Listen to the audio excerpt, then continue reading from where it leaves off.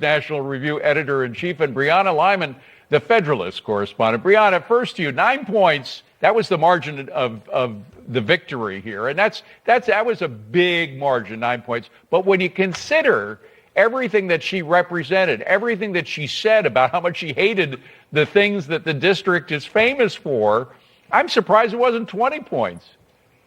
Yeah, and when you consider that President Trump and, Congressman Green also won by a 20-point margin, you would have hoped that Matt Van Epps could have won by a double-digit margin. And in fact, I think this race may have been even closer had the media not elevated this Democrat to the national level. We did see a blitz from Republicans in the past week. Speaker Mike Johnson was down there, more campaigns, more ads, which I do think encourage Republicans to turn out. The problem is that is not going to be a sufficient strategy in November when you have dozens of close races. So the thing is, what do Republicans do? Republicans should just do something, right? The only big thing they can tout right now is the one big beautiful bill. So Republicans should use this as a reason to say, let's get more stuff done so that apathetic Republicans turn out in November, whether or not we can show up there. Right. Well, at least the White House has got the truth squads out talking about affordability and what's coming and moving on that issue. But at the very least, Rich, the South is not ready for an AOC. No. That made me sleep well last night. No. So I think it's a mixed bag for both parties here. 9 points is relatively narrow in that district, but it's not 1 or 2 points. Right. This guy is an impressive guy. He was an impressive candidate. He's going to be a good member of Congress, whereas she just shows the peril Democrats have if they nominate progressives out of step culturally with their districts. Even I'm not from Tennessee. Even I know you don't attack country music in Tennessee, crazy. Right? It's crazy. It was crazy. But they're going to nominate. She wasn't running when she did, which makes it even worse, considering she dressed up as a cowgirl during her rejection speech. But as part of the progressive tide within the party, they're going to nominate these types around the country. Incredible. Well, and Brianna, to Rich's point, I mean, it's happening all over. You have a socialist now running for the mayor of our nation's capital of Washington, D.C., to replace the current mayor who's not running against. A socialist now just became the mayor of Jersey City. So you do have the socialists on the march. But again, it's in blue areas. I mean, Washington, D.C., I think votes 90% Democrat all the time. Jersey City hasn't always been Democrat, but mostly it has been, right?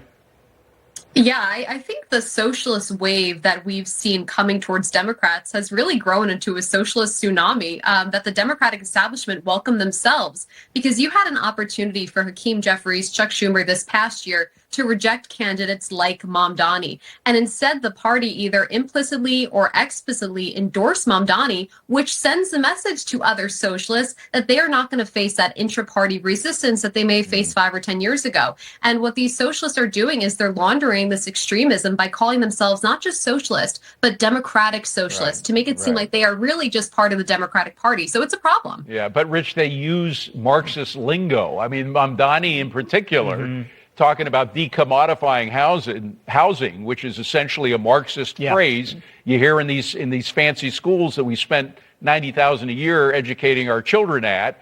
And they learn about economics from Marxist professors who teach them that Marxism, not just Democrat socialism like Norway or something, but hardcore Marxism is the way to go. Yeah, well, part of the problem here politically is they've latched on to an appealing word, a word that isn't inherently Marxist, which is affordability.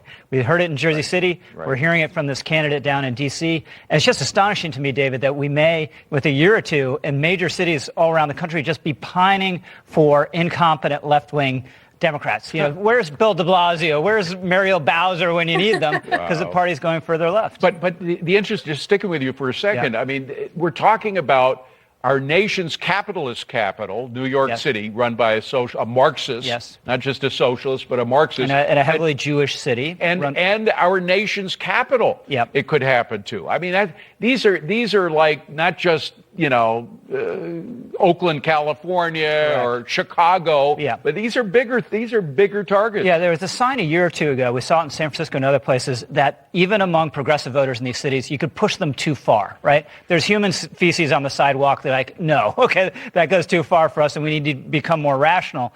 This seems to be a tide in the other direction. So, very but disturbing. Brianna, we still have a deep backbench of conservatives in the Republican Party who are standing up. But is their message falling flat when you look at the big, shiny socialist element that Democrats have? I'm talking specifically now, not among the committed Democrat socialists, but the independents in particular. The biggest party in America is the independents. It's not an official party. But are they more attracted by the sparkly socialists than they are by conservatives standing up to them? Mm-hmm. Yeah, I don't think the word socialism carries the same weight of fear that it did for past generations, which is why when Republicans recently passed a resolution condemning socialism, nobody cared. Because when people are hearing 20, 30-second sound bites of AOC, Mamdani, and other socialists, to Rich's point, saying affordability, that's actually pretty reasonable. It's something that they actually feel that tangible. They can feel the affordability crisis, and they say, I'm going to vote for someone who's reacting to what I'm feeling. That's the problem Republicans have, is the messaging. There's another story that still has legs, folks, and I want to go to Rich on this one. Donald Trump still is focusing on the auto pen, and the more we hear about what Biden was doing with the auto pen, the more ridiculous it is. Yeah. Let me just roll Trump's soundbite. Go ahead. Oh, it's a full screen. There we go. This is from Truth Social. Forgive me. Pardons, commutations, or any other legal document so signed, please be advised that said document has been fully and completely terminated and is of no legal effect. Rich, the problem is if Biden says he was aware of these pardons, how do you prove he wasn't? Yeah, the auto pen was a travesty. If we all knew that we could just do our jobs through auto pen, we just would have done it, right?